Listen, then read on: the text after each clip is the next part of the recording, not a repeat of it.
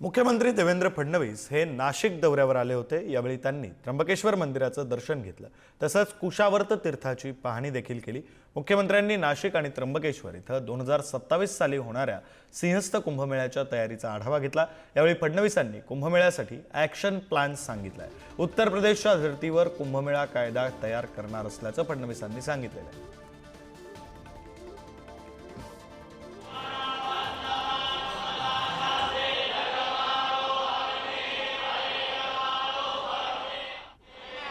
माझ्या फ्रेम मध्ये तर मी तिथंच उभा स्टूलवर।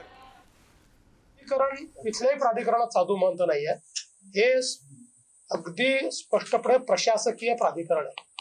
कारण तुम्ही जर प्रोफेशनली कुंभमेळा मॅनेज केला नाही आणि जर दुप्पट तिप्पट गर्दी आली तर इथे अडचणी होऊ शकतात।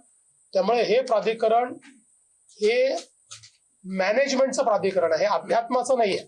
अध्यात्माची बाजू हे साधू संत सांभाळतील, पण प्रशासनाची बाजू, मॅनेजमेंटची बाजू, व्यवस्थापनाची बाजू आणि व्यवस्थेची बाजू हे मेळा प्राधिकरण सांभाळेल। त्र्यंबकेश्वरचाही विकास झाला पाहिजे, कारण त्र्यंबकेश्वर हे आपल्या ज्योतिर्लिंगांपैकी एक प्रमुख ज्योतिर्लिंग आहे आणि देशभरातनं लोक त्या ठिकाणी येतात आणि म्हणून जवळपास 1100 कोटी रुपयाचा आराखडा तिथला तयार केलेला आहे।